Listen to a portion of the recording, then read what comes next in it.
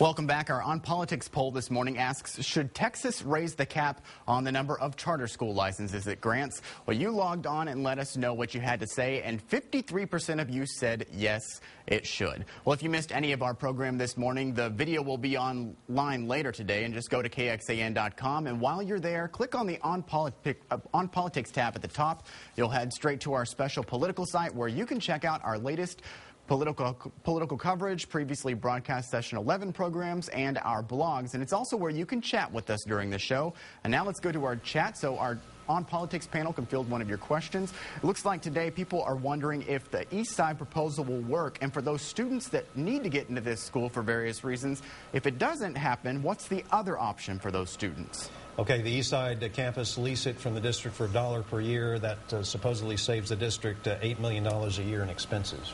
Your thoughts on that one? As long as the district is paying attention to the needs of all students, including students in the neighborhood where the charter school would be placed, and in fact, if the proposal that they're talking about makes economic sense and the district is able to maintain ownership of the campus, I don't necessarily see a problem with it. I think it's a great idea. I think it's a great idea to relieve some stress from AISD. I've been to the East Side campus. I've been to the charter school. I'm impressed with it. I think it would do a good job and really open some opportunities over on the East Side. So I think that's something that TCTA could support. Okay.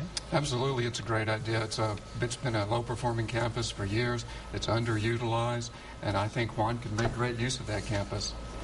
Obviously, let me know your views on this one. This is an underutilized, underperforming campus. I think over a 10-year period, it could save between $80 and $100 million that the district could use to make sure other schools stays open and people continue to be employed.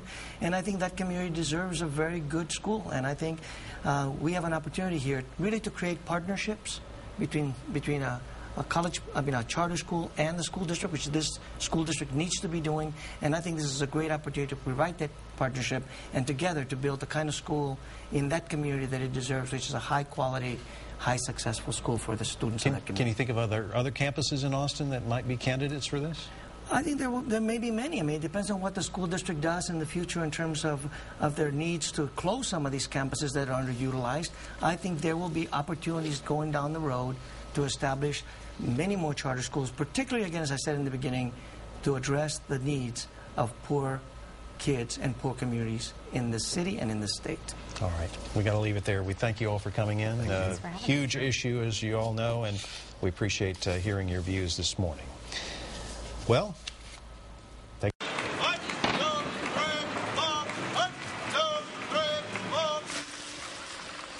a big celebration of Texas' 175th birthday continues. Just yesterday, thousands enjoyed the traditional Independence Day parade up Congress Avenue from the Ann Richards Congress Avenue Bridge to the state capitol.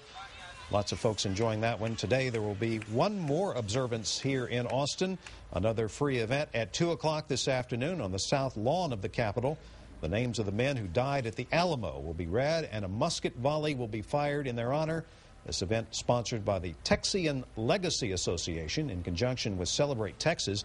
That's a nonprofit group promoting the history and traditions of the Lone Star State, especially the Texas Independence Day celebration. They have lots of other events going on, including a golf tournament tomorrow, all to promote Texas across the great state and our country. We'll join David Scott for our next newscast here on KXAN. That's coming up after the golf tournament at 5 o'clock.